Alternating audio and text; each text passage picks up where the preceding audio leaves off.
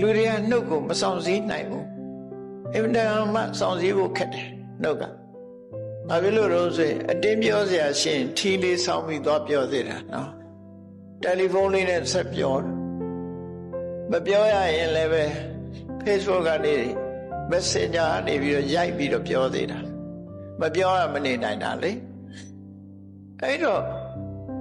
တင်ညတဆိုတာစောင့်ကြည့်ရမယ် Facebook ထဲလည်းရေးချင်တာမရေးရဘူးလို့သူတို့ဆိုလို့တယ်မကြည့်တဲ့နာတွေလည်းမကြည့်နဲ့မရေးတဲ့နာတွေလည်းမရေးနဲ့မပြောတဲ့နာတွေလည်းမပြောနဲ့လို့သူတို့တင်ညတစောင့်ကြည့်ရမြတ်စွာဘုရားကနှုတ်ကိုစောင့်ကြည့်ဖို့ဟောကြားထားတာအမှန်တမ်းမှတ်သားစရာကောင်းတယ်ကိုပြောတဲ့စကားတစ်ခုဟာအကြောင်းအရာမှန်ကန်တာဖြစ်ရမယ်မှားရင်မပြောနဲ့မှန်ကန်တဲ့အကြောင်းဒါဖြင့်မှန်ယုံနဲ့ပြောမလားဆိုမှန်ယုံနဲ့လည်းမပြောနဲ့အောင်အကျိုးရှိမှပြောဟုတ်တယ်မှန်လဲမှန်တယ်အကျိုးလည်းရှိတယ်ပြောရမလားဆိုအချိန်ကြည့်အောင်ပြောတဲ့အချိန်လားမပြောတဲ့အချိန်လားဟုတ်ပြီ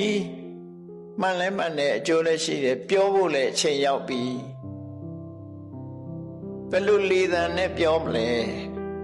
ရှင်ကျေးတဲ့လေသံနဲ့ပြောစကလုံးအသုံးလုံးယဉ်ကျေးပါစေစိတ်ကဘယ်လိုထားရမလဲမေတ္တာစိတ်နဲ့ပြော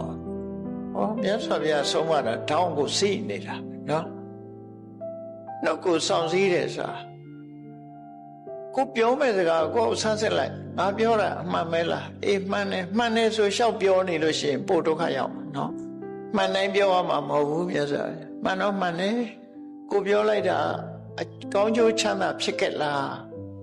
သူများထိခိုက်သွားတယ်မှန်တော့မှန်တယ်သူများထိခိုက်သွားတယ်ကိုထိခိုက်တယ်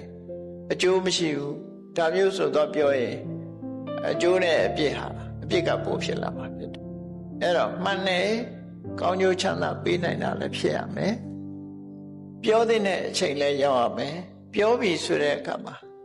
ရှင်ကျေးလိမ္မာစွာပြောရမယ်ရိုင်ဆိုင်မပြောရဘူး